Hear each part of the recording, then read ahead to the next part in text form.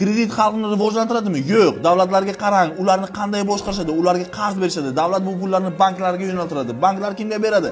Xalqqa.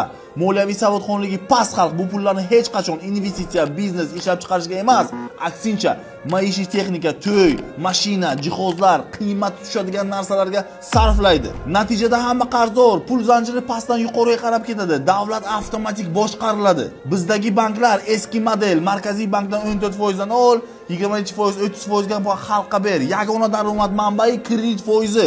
Nega ular fond, IPO, asset management qilishmaydi? Chunki bizda katta kompaniyalar yo'q, IPO yo'q, bozor rivojlanmagan, kadrlar yo'q. Pul qayerga ketmoqda? Biz kredit olib boshqa davlatlardan telefon, mashina, televizor va boshqa narsalarni sotib olyapmiz. Pul tashqariga chiqib ketyapti.